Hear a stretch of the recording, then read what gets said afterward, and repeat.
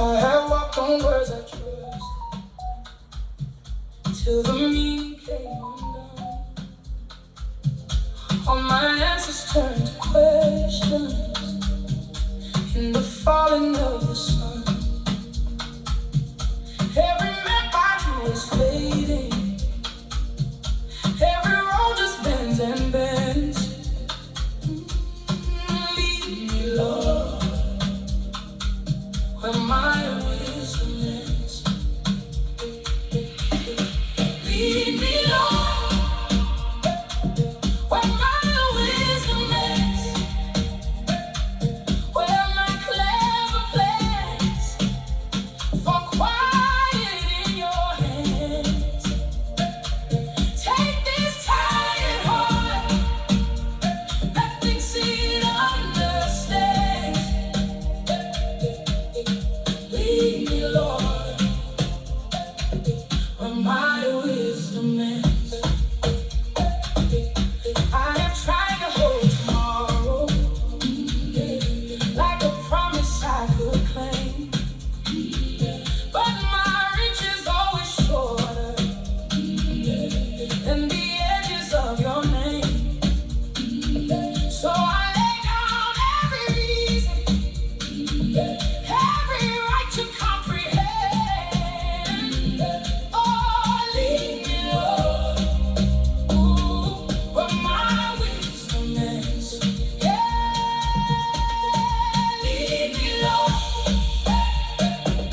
where my wisdom ends.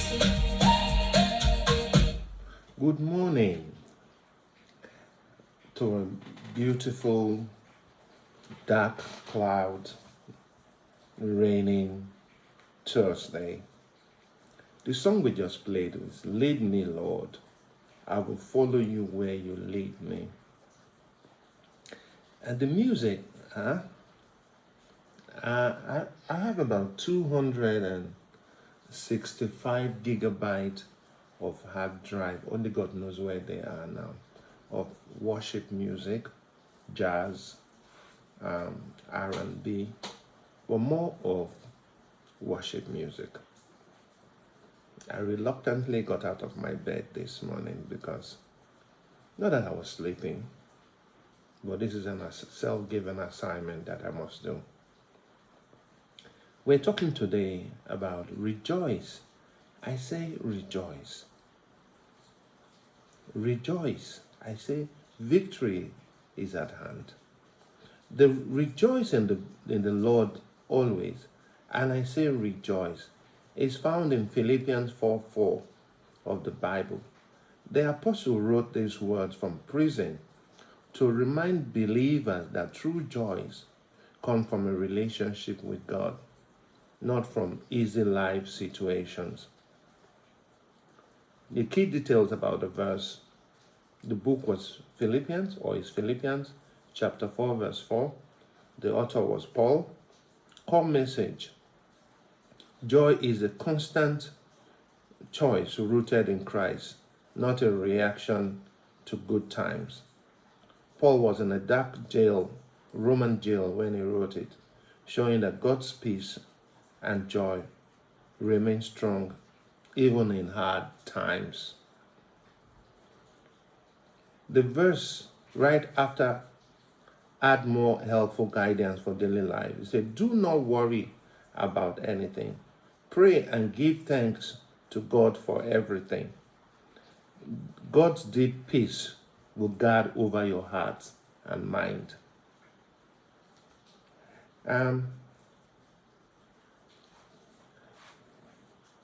See, the Philippians 4:4 means to anchor your joy in who God is, rather than passing moods or changing life. You can't, because of one moment, one fleeting moment, you say you are not happy or your moods control your day.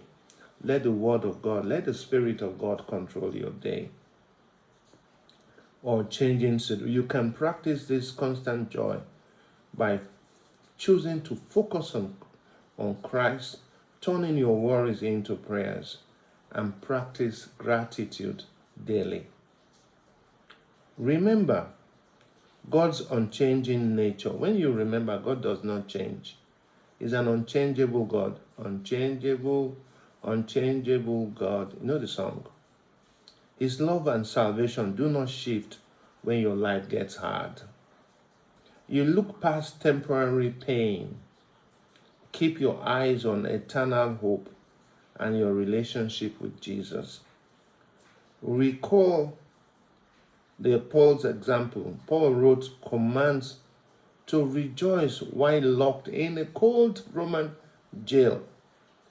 Providing joy comes from the Spirit, not freedom or comfort.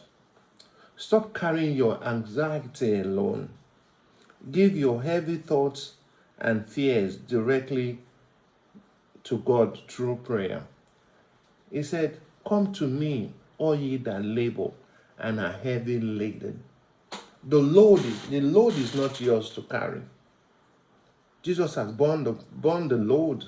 He has carried our pain, our tribulation and pains and sorrow. We've handed it over to him.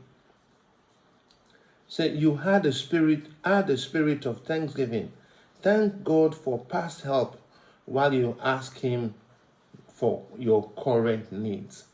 We don't go with a shopping list all the time without thanking God for what he has done prior to your present dilemma. Receive his supernatural peace. Letting go of stress opens your heart to quiet peace of God that protects your mind.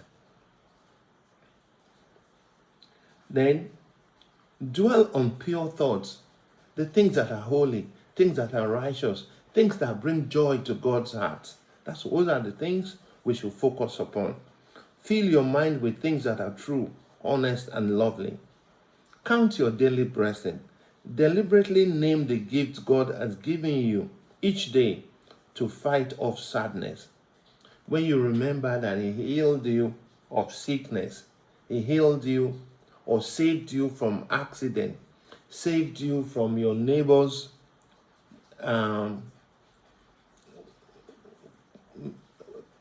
smell of food that you don't like, that should cause some reaction in your health. By the time they were cooking, you were not there. And if you have smelt it or perceived it, you might have had an asthmatic attack. Praise through worship. Sing or speak words of thanks to shift your focus back to God's goodness. All right? It says, gladness comes from who God is, his love and salvation, not temporary happy moments. So your daily choice is a continuous action and a command from God, not just a casual feeling that comes and goes. Unchanged by hardship, believers can still have peace and joy because God is always near, regardless of physical pain or trouble. Let me even shock you. Do you know that in the King James Version, the exact base word rejoice appears 182 or 183 times?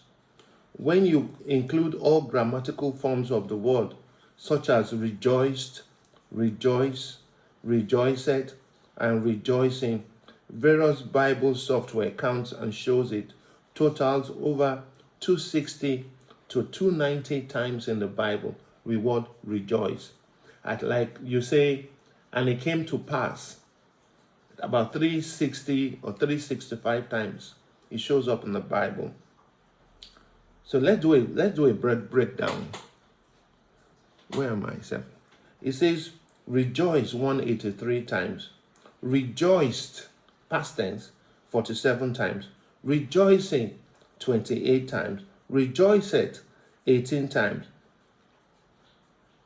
So the exact word rejoice is found across 38 different books of the Bible. It appears more frequently in the book of Psalm 54 times and the book of Isaiah 20 times.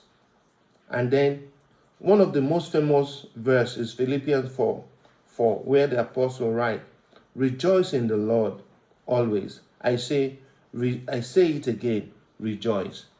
For where there are emphasis is to make you understand that your problems are already gone. You may not see it in the physical, but in this, everything we do there is a spiritual concern, spiritual connotation, spiritual implication of things that happen to us before they get to the physical. You say your salvation and name in heaven. It says, forgiving sins. God washes away your past wrongs. Your name is saved in heaven. The greatest gift, salvation matters more than temporary earthly wins. No more conflict. Jesus brings peace between you and God. It calms your mind. Your inner peace replaces daily stress. Secure standing. God accepts you through faith. And His mercy renewed every single morning. He gives grace when you struggle. Right? And then unending love. He loves you just as you are. Open door. You can talk to God anytime. You know, those days used to see our dad. We would look for the time his mood is right and walk to him and talk to him. Me, I just the waka, let they beat me. Let they beat me. I would say I won't buy books. He go buy me 5 story books from nursery to when I got to the secondary school. Maybe that make my English better because he buy me, he go mark my comprehension. I did it for my daughter when I talked to her. I said, Nicole, you don't understand what I'm saying? Google it. She does. I will give her books, about four books in a week. She will read us. I will give to the boys. They will hide it behind the gas cooker with their school diary where you are supposed to minute that you have seen the works they brought. My daughter will read us. She's a lawyer now. Her English is impeccable. If I not take time, because I will speak English past me. Greater things will your children do than you yourself, because we don't old. Our God is an active listener. He hears every single word you speak. And He answers according to His good will. Better days ahead. Eternity with Him is beyond imagination. He will wipe away all tears. And His promises are always true. We have a God. I have a God who never fails. I have a God. He never fails in every situation. In times when they have served you breakfast as a man or a woman, there is a good reason why they served you breakfast. I know a man, a woman, who the man treated shabbily and served that breakfast. And the lady cried and cried because he had invested so much. Down the line, 9 months, and the man died. He died in a very bad accident. God does not want the death of any sinner other than he repents and becomes born again. This man died refusing to know God. And the day he died, the woman would have been sitting in the front of the car. So some people may serve you breakfast thinking they are doing you bad. They are actually doing you good. Sometimes you get into the park, you're traveling, and you see a vehicle, you sit in the front. They say, come down, madam. Now this man get to sit down for you. You come down, be looking at them. You're not going to fish out now. Down the road, when you go, about 30 minutes after, you see the motor don't scatter for road. They don't die. One day I was going to Asaba from Lagos. I just bought my